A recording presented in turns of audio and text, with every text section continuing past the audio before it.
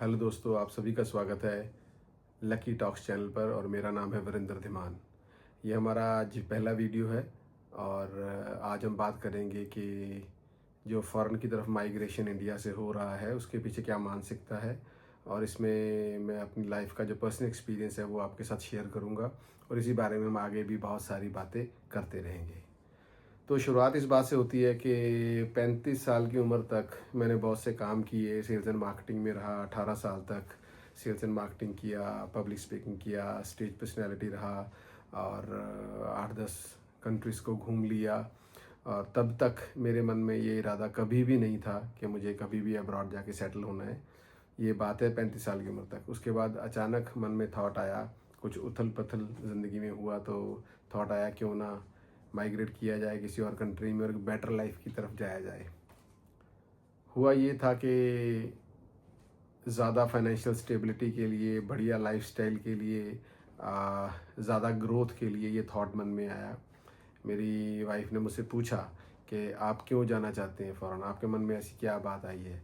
तो तब मेरे मन में सबसे पहला प्लान था ऑस्ट्रेलिया जाने का, ऑस्ट्रेलिया में सेटल होने का, क्योंकि ऑलरेडी मैं ऑस्ट्रेलिया घूम चुका था, वहाँ जा आया था, मैंने वो कंट्री देखी थी। तो मुझे लग रहा था कि वहाँ पर एक लाइफ अच्छी सेटल्ड लाइफ हम लीड कर सकते हैं। तो मेरी वाइफ मुझसे अक्सर जानना चाहती थी, क्योंकि मेरी वाइफ के जो रिलेटिव्स हैं, उनके ब्रदर एंड सिस्टर हैं, बहुत सारा उनका जो कुनबा है, परिवार है, वो कनाडा में सेटल है। तो वो बचपन से देखते आए थे कि लोग माइग्रेट करते हैं, फॉरेन कंट्रीज़ में सेटल होते हैं, जबकि मेरे परिवार में ऐसा कभी भी कुछ नहीं था। तो मेरे मुंह से उनको सुनना थोड़ा अजीब लग रहा था कि मैं क्यों फ़ॉरेन में जाके सेटल होना चाहता हूँ। तो मैंने उनको बहुत सीधी सी बात दी, जो सीधा सा जवाब दिया था उस वक्त, वो ये था कि वहाँ पर 1 के 50 होते हैं, तो आपकी ज़िंदगी सीधी 50 गुना बेहतर हो जाएगी। ये मेरा थॉट था। वो बहुत ज़्यादा इसके लिए एक्साइटेड नहीं थी, लेकिन उनको लग रहा था कि मुझे ये पसंद है, मुझे उधर जाने की इच्छा है। तो उन्होंने इसके ऊपर कोई अपना एतराज़ भी ज़ाहिर नहीं किया। और हमने उस वक्त ऑस्ट्रेलिया जाने के लिए आज से 10 साल पहले ट्राई किया। आइल्स की पढ़ाई की और उसके लिए जो भी नॉर्म्स पूरे करने थे वो किए, और हमने अपनी फ़ाइल को तैयार किया, बहुत सारा एक्सपीरियंस गेन किया। और जब वहाँ पे फ़ाइल जो मेरी तैयार हुई, वो उस वक्त वहाँ पे क्वालिफाई करने के लिए जो मैक्सिमम पॉइंट्स होते थे, किसी को भी अटेन करने होते थे, वो मिनिमम 60 चाहिए होते थे और मैक्सिमम वो 80 तक जाते थे। तो मेरी फ़ाइल में वो 80 पॉइंट्स बन रहे थे मैक्सिमम जो हो सकते हैं। और जब हमने वो फ़ाइल अप्लाई करना था, तो जो एजेंट थे जो हमें गाइड कर रहे थे, वो बता रहे थे आपकी तो फ़ाइल बहुत अच्छी है, आपका वीज़ा तो, आपकी पीआर तो फट से आ जाएगी, आपको कोई दिक्कत नहीं होगी, या वहाँ जो भी बताया जाता है। तो हमने उस फ़ाइल को बड़ी आशावादी मानसिकता से फॉरवर्ड किया, और वी वर एक्सपेक्टिंग कि हमारा जो रिज़ल्ट है पीआर का, वो 6 महीने के अंदर अंदर आ जाएगा। समहाउ 6 महीने बीते, 8 महीने हुए, 1 साल हुआ, सवा साल हुआ, 1.5 साल हुआ, 2 साल बीत गए हमें इंतज़ार करते करते, लेकिन एम्बेसी की तरफ से कोई आंसर नहीं आ रहा था। और इस सफ़र के दौरान जब ये एक बार फ़ाइल अप्लाई कर दिया, और फ़ाइल को अप्लाई करने से पहले भी 1 साल तक तैयारी चलती रही कि फ़ाइल अप्लाई करनी है, उसके लिए डॉक्यूमेंट्स एंड ऑल दैट जो प्रोसेस होता है उसको कंप्लीट करना था। जब मैंने इस फाइल को, इस प्रोसेस को प्रोसीड किया, उस दौरान जो मेरे साथ साइकोलॉजिकल चेंजेस आए, वो आपके साथ साझा करना चाहता हूँ। जो भी लोग अब्रॉड सेटल होना चाहते हैं, या जो सोचते हैं कि अब्रॉड में लाइफ अच्छी है, या जो अभी भी जाना चाहते हैं, वो किसी भी तरह से इस चीज़ को समझ सकते हैं। जब एक बार इरादा कर लिया कि मुझे फ़ॉरेन सेटल होना है और यहाँ से मुझे माइग्रेट करना है, यहाँ सब छोड़ के आगे जाना है, तो क्या साइकोलॉजिकल चेंजेस आते हैं। सबसे पहली बात जो मैंने तब महसूस की वो ये थी कि मैं मानसिक तौर से इस ज़मीन से टूटना शुरू हो गया। अपनी फैमिली से, अपने बिज़नेस से, अपने सर्कल से। मेरा माइंड, मैं मानसिक तौर पर पूरी तरह से उस लैंड पर पहुंच गया कि मैं जहाँ वहाँ जा चुका हूँ, मैं वहाँ पर जाके ये करूँगा, वो करूँगा, ये प्लानिंग है, वो प्लानिंग है। तो यहाँ से डिटैचमेंट और वहाँ पर अटैचमेंट होना शुरू हो गया, जब ये सोच लिया था कि वहाँ जाना है। अभी वो जाने का प्रोसेस चल रहा है, अभी वो क्वालिफिकेशंस पूरी करनी है, अभी सब कुछ करना है, लेकिन मानसिक तौर से मैं यहाँ से उखड़ गया। मेरा यहाँ काम में दिल नहीं लग रहा, मैं यहाँ पर कोई फ्यूचर प्लानिंग्स नहीं कर रहा, मैं यहाँ पर कुछ भी बढ़ाने के लिए नहीं सोच रहा, क्योंकि मन में है कि मैंने यहाँ रहना ही नहीं है, मुझे यहाँ से चले जाना है। तो मैंने जो भी मेहनत करनी है वहाँ जाके करूँगा, जो भी स्ट्रगल करनी है वहाँ जाके करूँगा। वहाँ के बारे में सब स्टडी करना शुरू कर दिया, और इधर से फिर साल, 1.5 साल, 2 साल, 2.5 साल उस प्रोसेस में रहे, फ़ाइल अप्लाई की, लाखों रुपया खर्च किया और उसके बाद लंबा इंतज़ार किया। 2 साल बीते, 2.5 साल बीते। जब 2.5 साल हुए तब लगा नहीं, ये तो बहुत ज़्यादा लंबा इंतज़ार हो गया है। हमारे जो सो कॉल्ड एजेंट थे वो, उनको भी लग रहा था भाई इनकी फ़ाइल तो बहुत अच्छी थी, इनको जवाब आना चाहिए और इनका पीआर आना चाहिए। तो उन्होंने भी कहा अब क्या करें? मैंने कहा क्या करें? तो उन्होंने कहा हम अपील कर सकते हैं कि हमें आंसर दो। तो सवा 2 2.5 साल के बाद हमने एम्बेसी को मेल्स करनी शुरू की, उसके साथ कम्युनिकेट करना शुरू किया। उनकी तरफ से कोई आंसर नहीं आ रहा था। फिर बाद में एक ही आंसर आया, वी आर इन प्रोसेस। हम अभी आपकी फ़ाइल को प्रोसेस कर रहे हैं, जैसे कुछ फाइनल डिसीजन होगा तो आपके साथ शेयर करेंगे।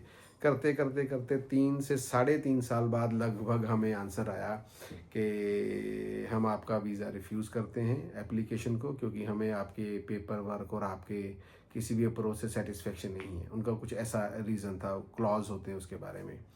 तो हमें तो यकीन नहीं आया, हमारे जो एजेंट थे उनको भी यकीन नहीं आया। वो घबराए हुए थे, इनकी बढ़िया फ़ाइल थी, इनका बढ़िया प्रोफाइल था, इनका क्वालिफ़िकेशन क्यों नहीं हुआ, इनको रिफ्यूज़ल क्यों लगा। तो उनसे हमने पूछा इसके बारे में क्या किया जा सकता है, तो उन्होंने बोला अपील कर सकते हैं। लेकिन फिर मैंने अपील के बारे में स्टडी किया तो समझ आया कि वो अपील किया ना किया एक बराबर ही होगा। एक बार रिफ्यूज़ हो गया तो दोबारा दोबारा ट्राई करने से कोई फ़ायदा नहीं होता है। सो हमें ये समझ आ गई कि रिफ्यूज़ल हो चुका है। पर इस रिफ्यूज़ल के प्रोसेस में लगभग 4 से 5 साल ख़राब हुए थे, जो साइकोलॉजिकली इन्वॉल्व थे हम। और उसके बाद फिज़िकली 3 साल तक इन्वॉल्व रहे इस प्रोसेस में और काम में ध्यान नहीं दिया। तो अगर ईमानदारी से कहूँ तो 3 से 4 साल इस प्रोसेस में जब मैं था, तो मैंने अपना टाइम ख़राब किया, अपनी एनर्जी ख़राब की, अपना फोकस ख़राब किया। मेरे साथ प्रैक्टिकली ये हुआ। उसके बाद जब फाइनली रिफ्यूज़ल हुआ तो मुझे लगा अरे ये तो बहुत टाइम का वेस्टेज हो गया है, पैसे जमा पूंजी का वेस्टेज हो गया, अब क्या करेंगे? तो जो मानसिक तौर से मैं उखड़ चुका था, वापस आने की तैयारी उसमें की कि वापस आया जाए। और फिर यहाँ पर अपॉर्चुनिटीज़ को एक्सप्लोर करना शुरू किया कि अब जाना तो है नहीं, तो अब यहीं पे कुछ और किया जाए। और जब ये सोचा कि यहाँ पे कुछ और किया जाए तो क्या किया जाए, तो बहुत सारे बिजनेस ऑप्शंस को एक्सप्लोर किया। तो एक बिजनेस ऑप्शन सामने आई, उसमें इन्वेस्टमेंट सामने आई। थोड़ा नया फील्ड था, उसके बारे में कुछ आशावाद समझा कि इसमें जाया जा सकता है, तो मैंने उस फील्ड में कदम रखा। जब उस फील्ड में कदम रखा तो तब ये था कि अब मुझे अब्रॉड जाना है कि नहीं जाना है। तो ऑस्ट्रेलिया के अलावा मैं कहीं और जाना नहीं चाहता था, मुझे वही कंट्री पसंद थी, क्योंकि मैंने यूरोप भी घूमा हुआ था, ये मलेशिया और इस तरफ की कंट्रीज़ भी घूमी हुई थी। तो मुझे ऑस्ट्रेलिया सबसे बेस्ट लग रहा था उस वक्त। फिर जब यहाँ पर अपॉर्चुनिटी एक्सप्लोर की, बिजनेस को शुरू कर दिया, 1 साल 2 साल खूब मेहनत की, बिजनेस को स्टैंड करने में दिन रात लगे रहे। और उसी दौरान फिर से अचानक मन में थॉट आया, चलो अभी और कहीं नहीं, ऑस्ट्रेलिया नहीं तो चलो कनाडा ट्राई करके देखते हैं। कनाडा में बहुत अच्छे रिजल्ट्स आ रहे थे, बहुत शोर था, पीआर हो रही है, यह हो रहा है, वाह हो रहा है। तो हमने कहा चलो फाइल तो बनी है, आइल्स वगैरह कर रखी है, तो चलो कनाडा अप्लाई कर देते हैं, देखते हैं अगर कुछ बन जाएगा तो ठीक है, नहीं तो ना सही। कनाडा अप्लाई किया, पीआर की प्रोसेस की है फाइल में।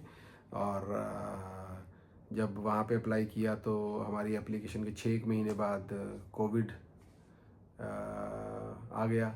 सब कुछ बंद हो गया, सारी माइग्रेशन, सारे काम, सब सब कुछ ठप हो गया। तो उसके बाद फिर से हॉल्ट लग गया काम पे, उस थॉट पे। जो मैं बिजनेस कर रहा था उसमें भी पॉज हुआ। फिर कोरोना काल थोड़ा ख़त्म हुआ, फिर नॉर्मल लाइफ को लीड करना शुरू किया, बिजनेस को एक्सपैंड करना वापस से शुरू किया। और उस वक्त फिर पीआर का ऑप्शन मन से निकल गया। तो थॉट आया, मेरे पास ऑलरेडी कनाडा का वीज़ा था, थॉट आया कि चलो एक बार और विजिटर वीज़ा एक्सपायर हो चुका है, अप्लाई करते हैं। अगर मिल गया तो एक बार ट्राई मार के आऊँगा, और अगर नहीं मिला तो बात ख़त्म, आज के बाद ज़िंदगी में कभी अब्रॉड जाने के बारे में नहीं सोचूंगा। ये थॉट था उस वक्त। मैंने अप्लाई किया, मेरा वीज़ा लग गया। और जब मेरा वीज़ा लगा तो जो डिसीजन पहले लिया था कि अगर वीज़ा लग गया तो एक बार मैं वहाँ जाके ट्राई करूँगा, I was a tourist visa. और जैसे वीज़ा लगा, विद इन 2 मंथ मैंने फ़्लाई किया। मेरी फैमिली का भी अरेंजमेंट मैं करके गया, सोच के ही गया कि वहाँ जाऊँगा, 3-4 महीने रुकूंगा, सेटलमेंट करूँगा, फैमिली के लिए अरेंजमेंट्स करूँगा और फैमिली को बुला लूँगा। इस थॉट के साथ मैं कनाडा फ्लाई किया। मेरे पास टूरिस्ट वीज़ा था और प्लानिंग्स थी, स्टडी किया था क्या किया जा सकता है वहाँ पे जाके। तो वहाँ पर जाके सबसे पहले थॉट था कि आपका जो विजिटर वीज़ा है, कैनेडियन गवर्नमेंट आपको ये प्रोविज़न देता है कि अगर आप एलिजिबल हो और आपके पास उनके दिए हुए नॉक्स के हिसाब से कोई जॉब है, कोई स्किल है, तो आपको वहाँ पे आपका जो विजिटर वीज़ा है वो जो विजिटर वीज़ा है वो वर्क वीज़ा में कन्वर्ट हो सकता है। और वहाँ गए, वहाँ जाके फिर सोचा कौन सा जॉब किया जाए। यहाँ जाने से पहले सोचा क्या जॉब करेंगे, किस फील्ड में जाएंगे जिसमें पैसा भी अच्छा बने और जिसमें पीआर भी हो सके। इस थॉट से फिर कनाडा जाके वहाँ पर एक सेक्टर को सिलेक्ट किया, वो था ट्रकिंग। ट्रकिंग एक ऐसा सेक्टर था जिसके बारे में सभी कहते थे, सुना था वीडियोस में, ऑडियोज़ में और लोगों से, कि ट्रकिंग एक ऐसा सेक्टर है जिसमें बहुत अच्छा पैसा बनता है। और थोड़ा और मैंने पर्सनली स्टडी किया था तो मुझे ये पता लगा कि वहाँ जाके अगर आप ट्रकिंग फील्ड में हैं वर्क वीज़ा पर, तो आपकी पीआर होने के चांसेस बहुत ब्राइट हैं। तो इसलिए वहाँ लैंड किया, वहाँ जा कर के पहले कार का लाइसेंस लिया और फिर उसके बाद ट्रकिंग का कोर्स ज्वाइन किया। 2-3 महीने का कोर्स होता है, वो कोर्स किया, एग्ज़ाम्स दिए, टेस्ट दिए। कार लाइसेंस से लेके ट्रक के लाइसेंस लेने का जो सफ़र था वो 5 से 6 महीने का था, जो काफ़ी टफ था, मुश्किल था। और जब वो लाइसेंस मेरे हाथ में आ गया एक बार, उसके बाद फिर मैं किसी भी ट्रकिंग में जॉब के लिए अप्लाई कर सकता था, एलिजिबल हो गया था। जॉब एलिजिबिलिटी सॉरी के बारे में हम जॉब एलिजिबिलिटी के बारे में हम आगे भी बात करेंगे, चैप्टर बहुत से चलते रहेंगे। अभी यहाँ पे थोड़ा सा हॉल्ट लेता हूँ। जब मैं कनाडा लैंड किया तो क्या एक्सपीरियंस था, क्या थॉट्स जो थे वो मन में आ रहे थे। सबसे पहले तो जब मैं यहाँ से गया था तो I was already running my business, I was doing good. ऐसा नहीं था कि मैं यहाँ पे हैंड टू माउथ था या मेरे पास घर नहीं था या मेरे सिर पर कर्जा था, ऐसी कोई भी बात नहीं थी। लाइफ बहुत अच्छी चल रही थी। एक थॉट था माइंड में, कुछ और किया जाए, कुछ और बेहतर किया जाए लाइफ में, कुछ और स्टेबिलिटी लाई जाए फाइनेंशियली, पर्टिकुलरली फाइनेंशियली होता है सभी के लिए। और ये थॉट क्योंकि 10 साल पुराना था, पर अब 10 साल बीत चुके थे जब कनाडा को अप्लाई किया।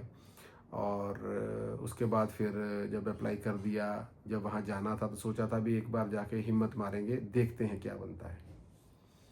तो सबसे पहले जब मैं कनाडा लैंड किया तो खूब बर्फ़बारी थी। फरवरी का महीना था 2 साल पहले, खूब बर्फ़बारी थी और खूब तूफ़ान चल रहे थे। एक हमारे फैमिली मेम्बर ने पिक किया, मैं कुछ दिन उनके साथ रहा। उसके बाद मैंने अपना कुछ अरेंजमेंट किया, एक फ्रेंड थे उनके घर पे मेरा स्टे हुआ कुछ हफ्तों के लिए। और उन हफ्तों के दौरान मैं घर में ही कैद रहा क्योंकि बाहर बर्फ़ ही बर्फ़ थी, बहुत ज़्यादा स्नो थी, बहुत सारे स्टॉर्म्स थे। तो 1-1.5 महीना तो घर में ही बिताना पड़ा क्योंकि कहीं आना जाना नहीं था, मुझे गाड़ी चलानी नहीं आती थी और मेरे पास कुछ आने जाने के लिए साधन भी नहीं था। उस 1 महीने में मैं बहुत कुछ वहाँ पे लोकल मेरे साथ कुछ लड़के रहते थे, फैमिली थी और आसपास के लोग थे, सोशल मीडिया था। तो मैं कैनेडियन मार्केट को, कैनेडियन इकॉनमी को, जो वहाँ पे उस वक्त सर्कमस्टांसिस थे, जो सोशल चेंजेस थे, सोसाइटी चेंजेस थे, वो सारा स्टडी कर रहा था बहुत क्लोजली। तो पहले उन 1 महीने में, 15 दिन में इनफैक्ट, जब मैं वहाँ पे लैंड किया और मेरे पास खूब समय था, मैं कहीं नहीं था, उन 15 दिनों में मेरे दिमाग में से एक लॉजिक समझ आ गया कि यहाँ पर मेरा आना कोई ज़्यादा अच्छा फ़ैसला नहीं है, लगता है मुझे वापस जाना पड़ेगा। ये थॉट मेरे मन में कनाडा में लैंड करने के 15 दिन बाद आ गया था। वहाँ की लोकल सभी चीज़ों को देख के जब आप उस लैंड पे पहुँचते हैं तब आप एहसास करते हैं कि आप कहाँ से आए हैं, क्या छोड़ के आए हैं, क्या हासिल करने आए हैं और यहाँ पर एक्चुअल रियलिटीज़ क्या हैं। मैं ये नहीं कहूँगा कि मैं उसके बारे में नेगेटिव था, मैं आज भी नेगेटिव नहीं हूँ। वो एक अलग दुनिया है, वो एक अलग देश है, एक अलग कल्चर है। पर हम सभी सेंटिमेंट्स को डिस्कस करेंगे, शायद बहुत सारे दोस्तों को इसमें हेल्प मिले मेरी इस किस्सा गोई से। तो वहाँ पर जब लैंड किए और 15 दिन में ये थॉट डेवलप हो गया कि नहीं भाई, यहाँ पर तो रहना is not a wise decision, ये कोई अच्छा फ़ैसला नहीं होगा। तो उसके बाद फिर और स्टडीज़ चलती रहीं और उसके बाद हमने ये देखा कि अब आगे जो सोचा है उसको करना है, उस काम की तरफ बढ़ें। थोड़ा वेदर क्लियर हुआ तो फिर कार लाइसेंस के लिए कुछ वहाँ पे क्लासेस ली, फिर कार लाइसेंस की तरफ बढ़े क्योंकि मैं प्लान के साथ गया था कि मुझे कैसे कम समय में अच्छी जॉब पे पहुँचना है, कैसे अपने वीज़ा को कन्वर्ट करना है। तो उसके बाद फिर जब वहाँ पे कार और फिर ट्रकिंग का लाइसेंस लिया तो उस दौरान बहुत डिफरेंट एक्सपीरियंसेस हुए उस 5 से 6 महीने में। कार का लाइसेंस लेना, जैसे हमें इंडिया में आमतौर पे आदत है लाइसेंस लेना, कोई बात नहीं मिल जाएगा, क्या दिक्कत है, यहाँ पे हर किसी के पास लाइसेंस होता है, राइट। तो यहाँ पर लाइसेंस लेना इज़ नॉट अ थिंग, लेकिन कनाडा में लाइसेंस लेना इज़ अ थिंग। वहाँ पे लाइसेंस लेना छोटी बात नहीं है, बहुत बड़ी बात मानी जाती है। वहाँ पे जो लोकल लोग सिटीज़न है, जब उनके बच्चों को लाइसेंस मिलता है तो वो बाकायदा सेलिब्रेट करते हैं कि इसको ड्राइविंग लाइसेंस मिल गया है। और मेरा एम तो ट्रक का लाइसेंस लेने का था। क्लास 1 लाइसेंस है, कमर्शियल लाइसेंस है, जो कि बहुत बड़ा लाइसेंस है, जिसके लिए 2 महीने आपको इंस्टीट्यूट में जाके पढ़ाई करनी पड़ती है, टेस्ट देने पड़ते हैं, थ्योरी होती है, प्रैक्टिकल होती है। सो बहुत कुछ होता है, बहुत सारा पैसा लगता है, बहुत मोटा पैसा लगता है वहाँ पे लाइसेंस लेने के लिए। तो उस 6 महीने का प्रोसेस के दौरान जब मैंने स्कूल में कार ड्राइविंग में तो नहीं, लेकिन जब ट्रक ड्राइविंग की क्लासेस को मैंने शुरू किया तो वहाँ पे बहुत सारे मेरे साथ लड़के थे जो लाइसेंस लेने के लिए आए थे। उनमें से ज़्यादातर जो लड़के थे वो 22-23 साल की एज में ग्रुप में थे, और सभी को 3-4-5 साल जो हैं वो कनाडा में हो चुके थे। और उन 3-4-5 सालों में उन्होंने क्या एक्सपीरियंस किया मेरे साथ शेयर करते थे। मैं थोड़ा पहले भी पब्लिक डीलिंग में रहा, लोगों से बात करना, आइडियाज़ को सुनना, आइडियाज़ को जानना, शेयर करना हमेशा हॉबी रही। तो जो भी लड़के यंगस्टर्स वहाँ पे आते थे उनसे बातें होती थी, उनसे पूछता था कब आए, कैसे आए, क्या किया, कैसा एक्सपीरियंस रहा। तो अगर उनके सभी के एक्सपीरियंसेस का कुल जमा बताऊं क्या था, सभी बच्चे 17, 18, 19 साल की उम्र में उस लैंड पर पहुँचे। ज़्यादातर स्टडी वीज़ा के तहत ही पहुँचे। 2 से 3 साल उन्होंने पढ़ाई की, उसके बाद उनको वर्क परमिट मिला। फिर वो अलग अलग छोटी छोटी पैटी जॉब्स में जाते रहे, जहाँ भी उनको जॉब्स मिलती रही, जैसी भी मिलती रही वो करते रहे। तो कुल मिला के 4 से 5 साल बीतने के बाद एक बच्चा जो यहाँ पर वहाँ पर गया था, तो मैंने उनसे पूछ के ही कैलकुलेशन किया, कोई लगभग 5 सालों में 70 से 80 लाख रुपया, जो स्टडी परमिट पर भी गए थे, 70 से 80 लाख रुपया उन बच्चों का, प्लस उनकी उम्र का 17 से लेके 22 साल की उम्र तक का गोल्डन पीरियड उनको वहाँ पर अपने लिए रोजी रोटी कमाने के लायक बनाने तक लगा। 70 से 80 लाख रुपए का खर्चा कुल मिला के, और 5 साल। और उसमें से कुछ एक की पीआर हो चुकी थी, ताजी ताजी हुई थी, और कुछ की अभी पेंडिंग थी। तो मैंने उनसे, जिनकी हो गई थी, उनसे पूछा भी पीआर हो गई, अब इंडिया गए कि नहीं, कब गए थे? कहते नहीं जी हम तो इंडिया नहीं गए। क्यों नहीं गए?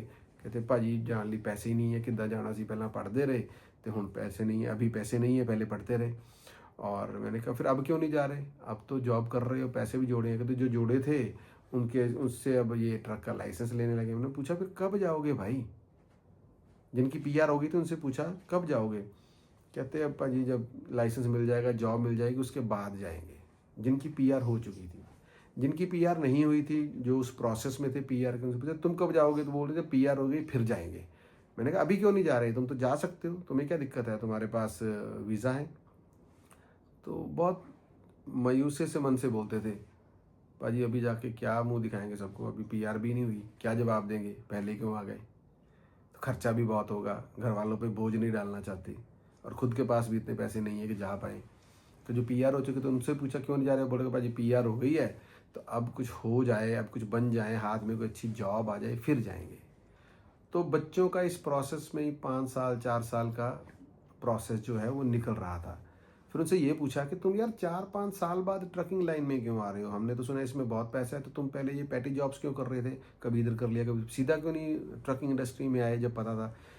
तो उन्होंने बोला कि पाजी पहले तो नॉलेज नहीं थी, फिर जब पता लगा कि नॉलेज है, जानकारी मिली कि इसमें पैसा है, तब तक दूसरी जॉब्स कर रहे थे। फिर जब पता लगा इसमें पैसा है तो इसके बारे में पता किया, तो लाइसेंस लेने में भी पैसा लग जाता है बहुत सारा। तो लाइसेंस लेने के लिए पैसा जोड़ना था, फिर हमने पैसा जोड़ा है। पैसा जोड़ने के बाद अब ये लाइसेंस लेने के लिए ओंटारियो में आमतौर पे ट्रकिंग के लाइसेंस के लिए ज़्यादा लोग अप्लाई करते हैं।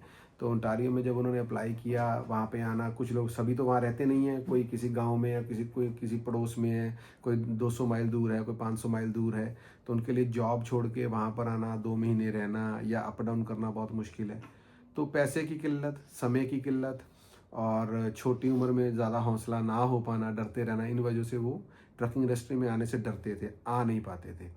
तो जिन्होंने हिम्मत की, पैसा जोड़ा, उन्होंने इसमें जंप किया, जो मेरे साथ थे बैचेस में, जिनके साथ बातें हुई हैं, और उन्होंने फिर लाइसेंस लिया। उनमें से कुछ जो हैं वो ट्रकिंग में मूव कर गए, कुछ बाद में जॉब्स ढूंढते रहे।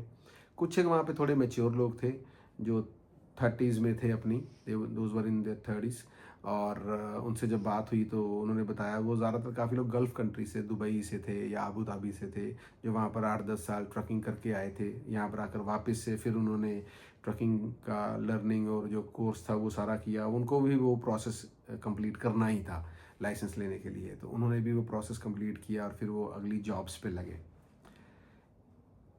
और इस एक्सपीरियंस में जब उन लोगों से मिला जो नए आए थे या जो 4-5 साल से थे और जो जॉब्स में थे, जो स्टूडेंट्स थे, उनसे भी बातें होती रहीं। उन्होंने भी अपने एक्सपीरियंस शेयर किए। जो हमारे इंस्ट्रक्टर्स थे जो हमें पढ़ाते थे, ट्रकिंग सिखाते थे, जिन्होंने खुद 10-12-14 साल ट्रकिंग की है, उसके बाद ट्रकिंग छोड़ के अब वो इंस्ट्रक्टर बन गए हैं, उनसे भी उनके एक्सपीरियंसेस के बारे में पूछा तो उनकी भी बहुत अलग सी स्टोरीज थी। और ये वर्टिकल्स में से अलग वर्टिकल्स निकलते जा रहे हैं, बट मैं आपके साथ अपना एक्सपीरियंस साझा कर रहा हूँ। हमारे इंस्ट्रक्टर थे, उनसे बातें हो रही थी। मैंने पूछा, पाजी आपने क्यों छोड़ दिया, ट्रकिंग 10-12 साल किया तो उसमें तो खूब पैसा, इंस्ट्रक्टर क्यों बन गए? वो बोले यार बहुत कर लिया, अब बीपी की प्रॉब्लम हो गई है, अब हेल्थ की प्रॉब्लम हो गई है, अब इतनी ट्रकिंग होती नहीं है, तो थोड़ा कंफर्टेबल कर लिया खुद को, तो घर ले लिया है, अब तो अभी यहाँ पे रहना कंफर्टेबल, अभी जॉब पे जाना नहीं चाहते। तो उनसे बातें चल रही थी, इसी दौरान फैमिली में भी बातें चल रही थी, इसी दौरान थॉट्स भी चल रही थी कि यार रहना तो यहाँ पे है नहीं, चलो ट्रकिंग में जॉब करेंगे, खूब सारा पैसा कमाएंगे तो वापस चले जाएंगे, पीआर लेंगे और वापस चले जाएंगे 2-4 साल बाद। तब तक ये क्लियर हो गया था। जब उनसे बात हुई, वो जो हमारे इंस्ट्रक्टर थे, तो उनसे बात पूछा मैंने भी, आपका क्या एक्सपीरियंस है? तो वो बहुत ज़्यादा नेगेटिव थे कनाडा से। मैंने कहा आप तो पीआर हैं, यहाँ रहते हैं, तो आपने सिटीजनशिप नहीं लिया? तो बोले नहीं ना, सिटीजनशिप नहीं लिया, ना ही लेंगे हम। तो वो बहुत इस बात को लेकर के रिजिड थे। तो मुझे थोड़ा सा उनका अप्रोच डिफरेंट सा, अजीब सा लगा। मैंने कहा पाजी आप कब आए थे? कहते मैं 21 साल की उम्र में आया था, 13 साल मुझे आए हुए हो गए, 34 साल का अब हूँ मैं। तो 12 साल 11 साल ट्रकिंग किया है, 1-2 साल से 1.5-2 साल से वो इंस्ट्रक्टर थे ट्रकिंग स्कूल में। तो मैंने कहा कैसा रहा आपका एक्सपीरियंस? कहते बढ़िया था, वो पैसा कमाया, गाड़ी ली, ऑडी Q7 रखी हुई थी, बहुत अच्छा घर लिया, उनकी वाइफ नर्स थी तो वो भी अच्छा पैसा बना रही हैं, जो माना जाता है यहाँ पे, सुना जाता है। तो उन्होंने बहुत बहुत अच्छे इंसान थे, बहुत खुले स्वभाव के थे, उनसे बातें होती रहती थी, वो अपना एक्सपीरियंस बयान करते रहते थे। इसी दौरान उनके घर में कुछ मिस हैपनिंग हुई थी, तो वो उनको अचानक अर्जेंसी में इंडिया आना पड़ा। तो 15 दिन के लिए इंडिया आए। तो इंडिया से जब वापस आए तो ही वॉज़ वेरी हैप्पी, करे मैं तो इंडिया गया, इंडिया तो बहुत बढ़िया हो गया है, सभी ब्रांड्स हैं वहाँ पे, तो फील ही अलग है, ये है वो है। तो वो बहुत खुश थे इंडिया आके। और उसके बाद फिर जब वो कनाडा रुके तो मैंने उनसे पूछा आपका यहाँ का क्या एक्सपीरियंस है, आपका इतना तजुर्बा है, हम प्लानिंग कर रहे हैं अपने फ्यूचर के लिए। तो उन्होंने कहा कि अब मैं आपको लेटेस्ट बात बता देता हूँ, जो उन्होंने अपनी बात सुनाई, कि मैं आपको लेटेस्ट बात बताता हूँ कि मुझे 1 हफ़्ता पहले बैंक का लेटर आया था।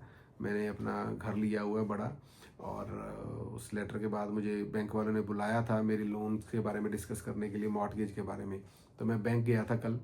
तो बैंक वालों ने मुझे बुलाकर बिठाया और बोला है कि आपने जो लोन लिया है, उस लोन की जो इंस्टॉलमेंट कहते मेरी जो जा रही थी वो अप्रॉक्सीमेटली $4,300 थी पर मंथ, जो कि बहुत अच्छा मोटा अमाउंट है वहाँ पर। इतनी सैलरी भी नहीं होती है कई लोगों की, ज़्यादातर लोगों की।